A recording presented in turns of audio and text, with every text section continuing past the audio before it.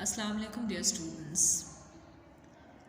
I am Soumya Suhail and I am an assistant professor of English at a college in Islamabad.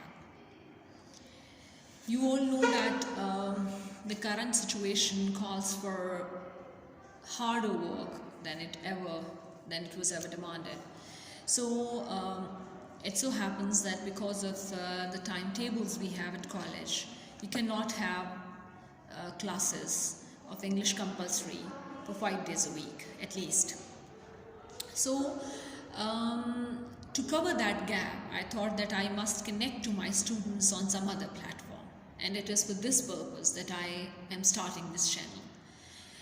Similarly, our college was closed for at least 3 weeks in the last month, so of course there were a lot of things that we have missed, and we could not go on doing our work regularly. So I thought that I shall connect to my students and to any students in Islamabad or anywhere in the country through this channel. So what I have decided is that I will keep on uploading videos on different lessons of English compulsory for first year and also for second year.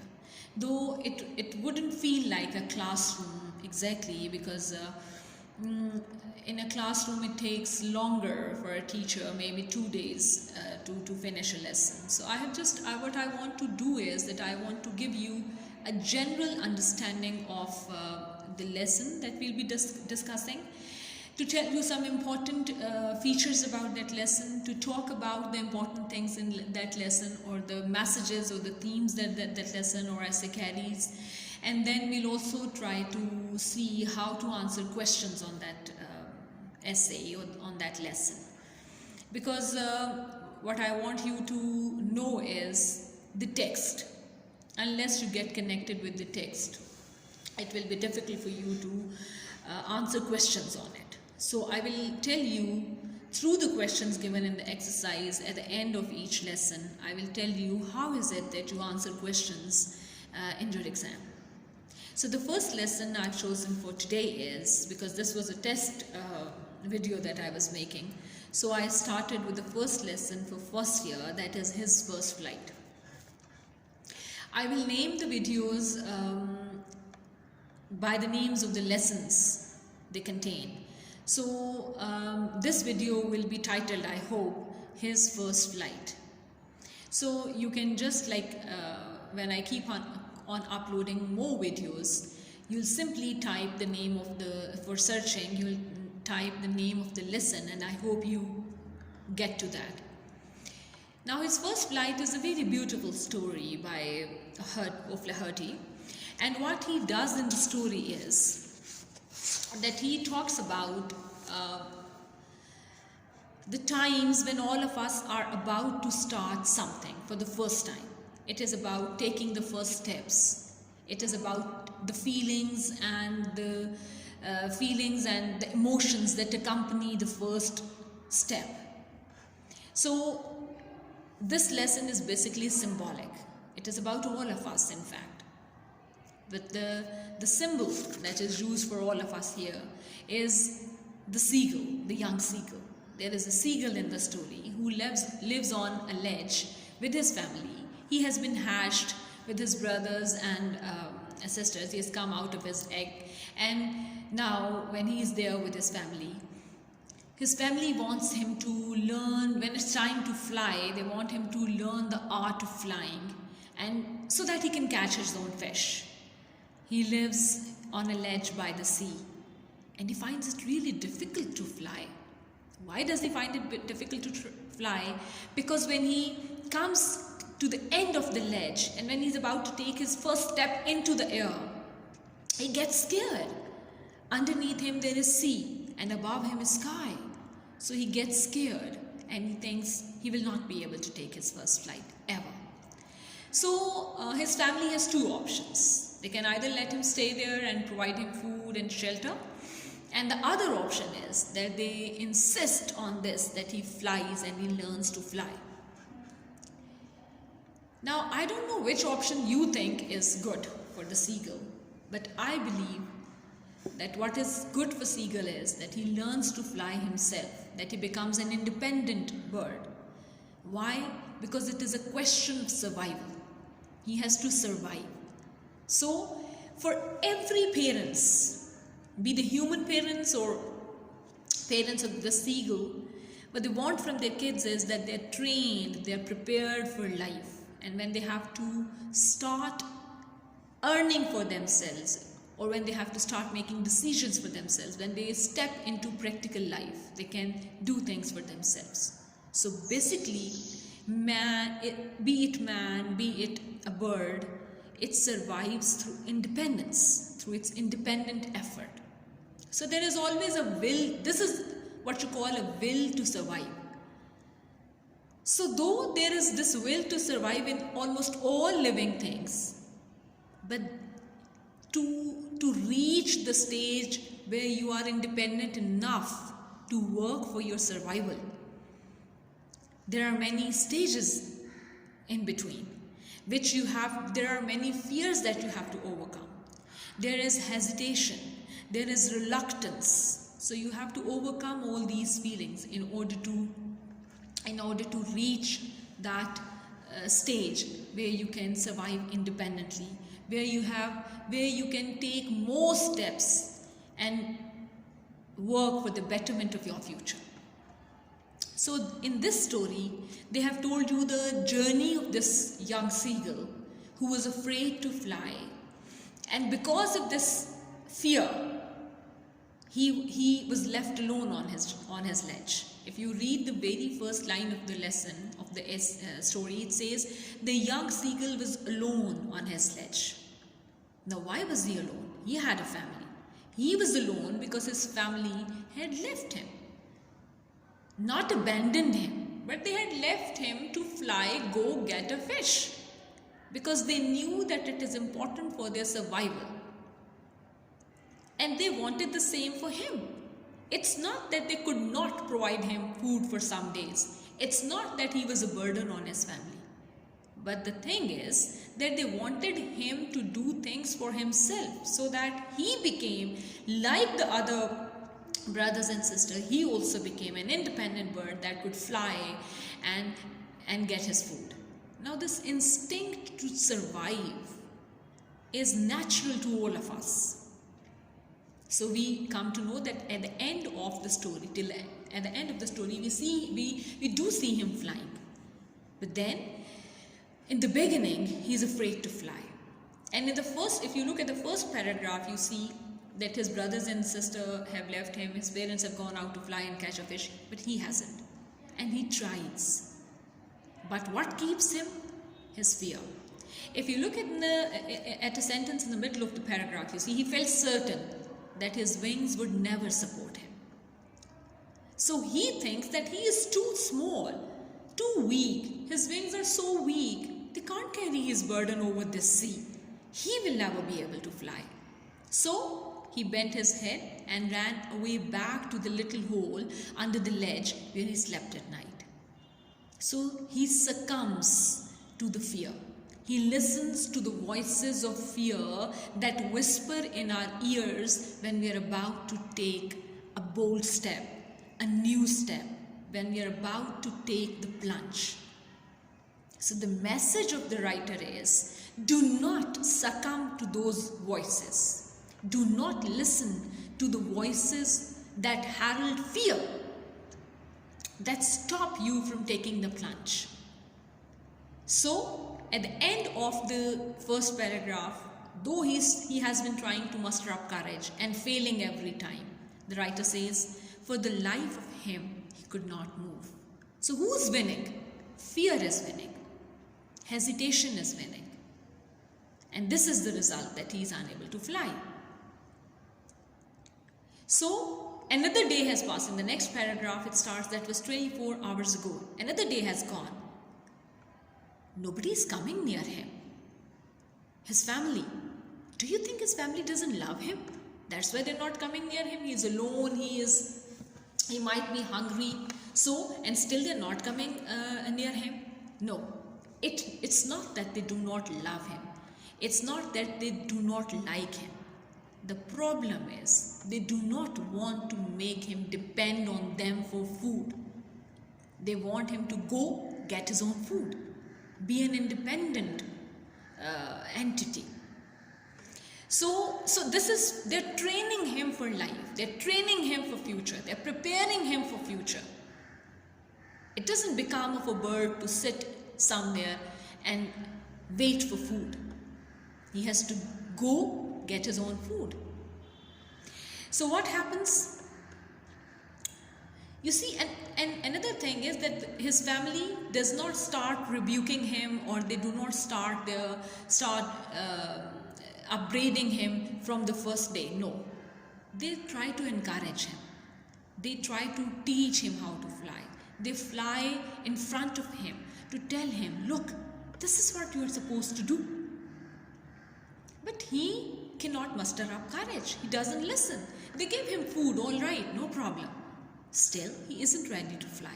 It is then that they withdraw all favors. It is then that they upbraid him and curse him for being weak and cowardly. And in the last stage, what happens? Even his mother does not offer him food. They simply ignore him. They encourage the brothers and sisters who are flying and catching food for themselves in front of him.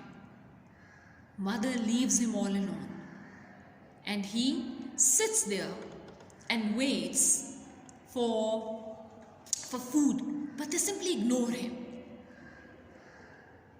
Now this behavior may make some of us a little, it may hurt us a little, it may pain our hearts a little, but then we know that in the long run it is for the seagull's good if he flies and he catches a fish.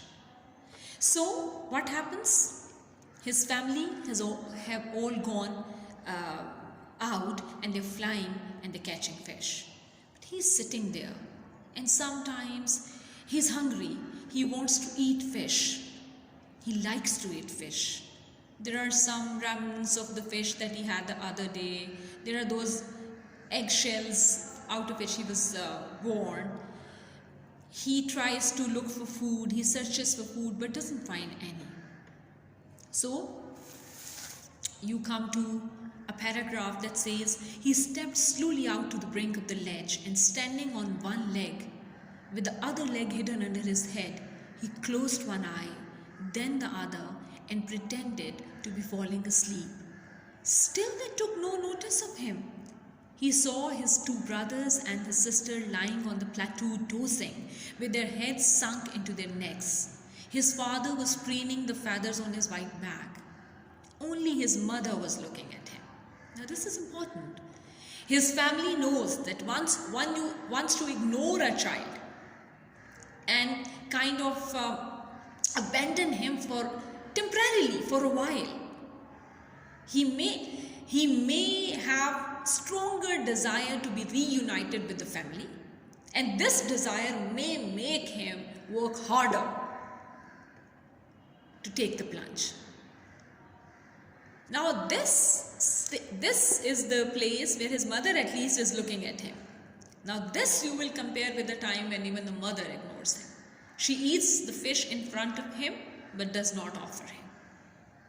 And that is when he feels that if such is the case, such is the urgency to fly, it is then that he makes an effort to fly.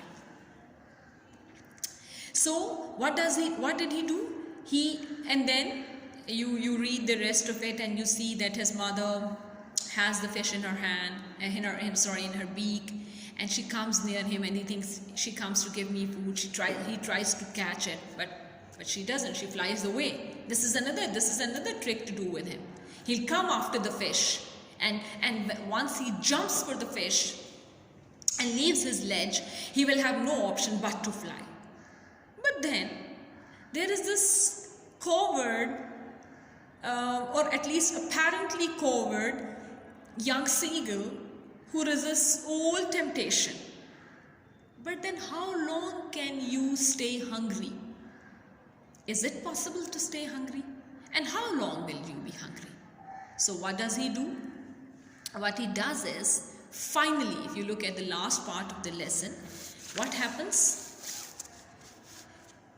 The next moment, he felt his wings spread outward. This is the last part of the lesson, last page in my book. This is page number 16 in my book. The next moment, he felt his wings spread outwards. Now, when he jumped into the air, finally, the wind rushed against his breast feathers and under his stomach and against his wings. He could feel the tips of his wings cutting through the air. He was not falling headlong now. And this is important. He has taken the plunge. He has taken the step that was threatening him. And what is the result? He's not falling down. He had always felt that he'll fall down. He had always felt that he will fall into the sea and there'll be no solid ground underneath. Surprisingly, he's surprised that he doesn't fall down. Rather more, he flutters his wings, upward he goes. He soars up. So he was soaring gradually downwards and outwards. He was no longer afraid. You have to underline it. This is an important stage. This is an important development. He has overcome his fear. What was keeping him from flying? It was the fear of falling down. And now the writer says he was no longer afraid. If he is no longer afraid, why?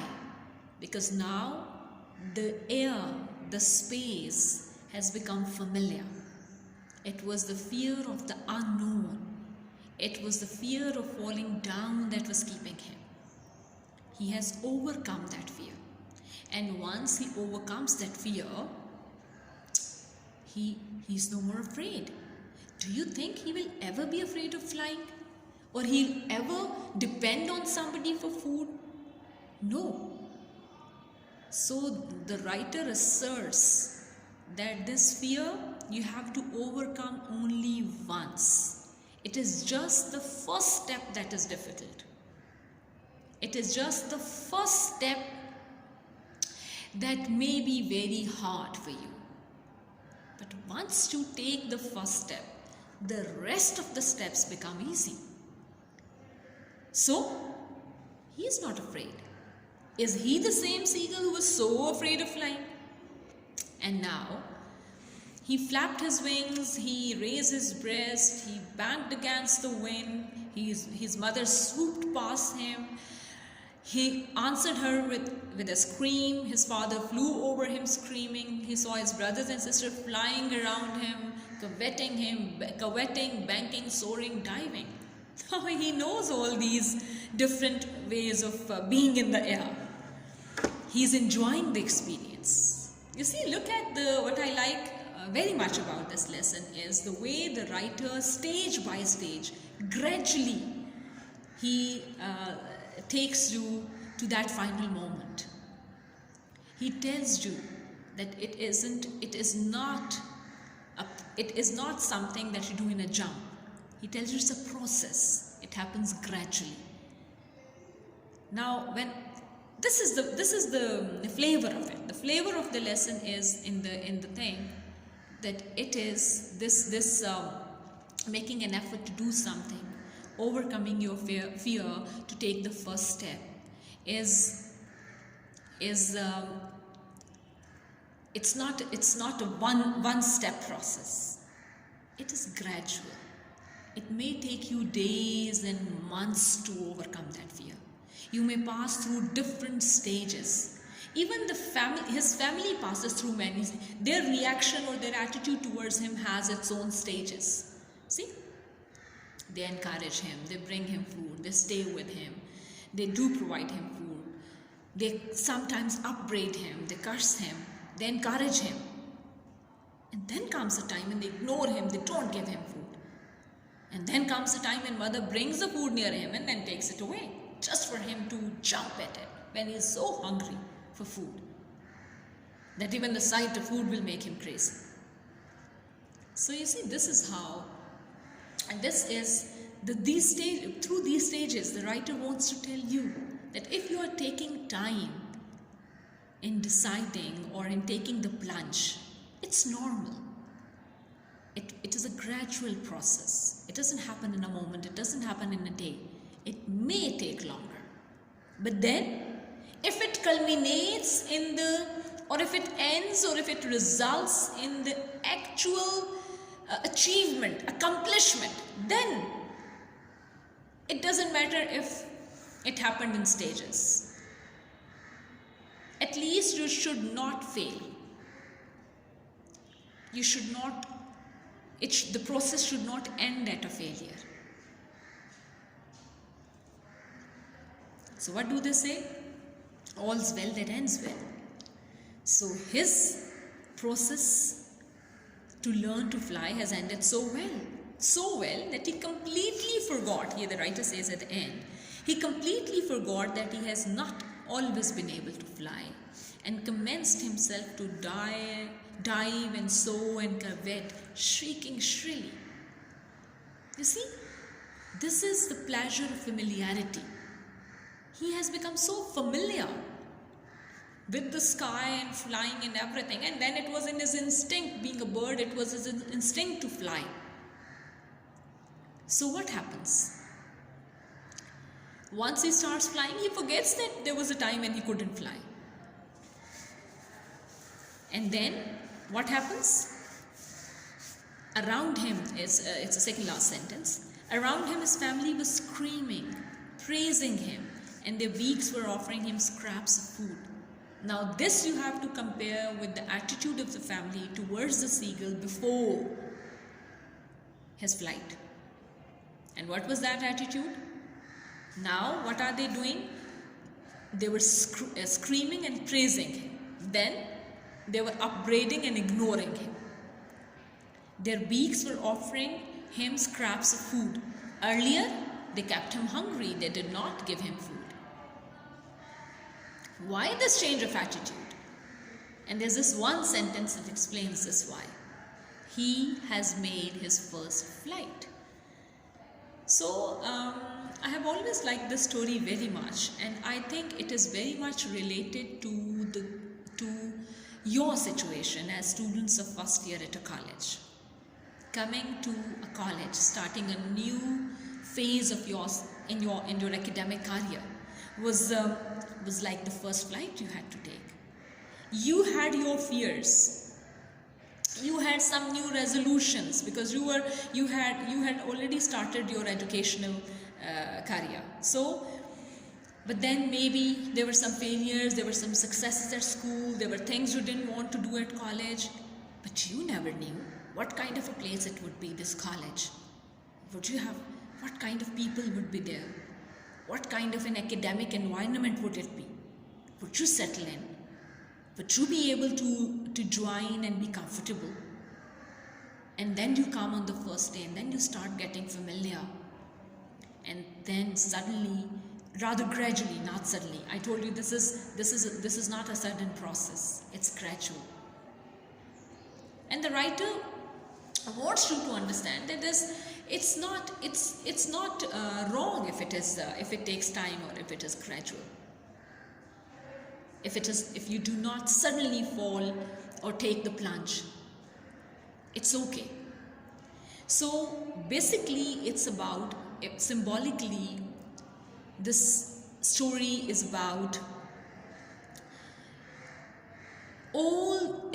life itself. It is symbolic of all the first steps, all the things and actions that we do for the first time in our lives. It is symbolic of all that. It is symbolic of all those things that we do for the first time in life and the feelings that accompany those times. Fear, hesitation, reluctance, going to the brink, coming back, about to take the first step, no, come back, hesitating from it. And there you are, one day, when you have mustered up enough courage and you take this step. And once you take it, the writer even tells you that Once you take the step, there you are. Things become so easy, so familiar, so smooth. It no more becomes a problem. It no more remains a problem. So this is how you have to look at the whole thing. This was the theme of the essay. Overcoming your fear, your reluctance, your hesitation when you're about to take the first step, to take the plunge. In the next video, what I will do is I'll discuss the questions with you, the reading comprehension questions I'll discuss with you, and some other questions, and then I'll have us quickly I'll talk about the rest of the exercise that is there. I want you to understand what this exercise is all about.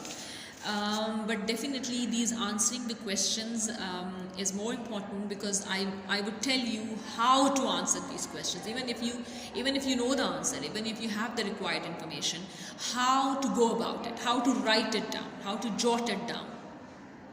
Right? So we'll talk about that. Till then, what I advise you to do is that you read the whole lesson carefully. And if you have any questions, if you have any queries, if you have something that you could not understand, simply write in the comments, and I'll try to get back to you in my videos. So what you'll simply do is that you will, in the meantime, what you do is you read the lesson.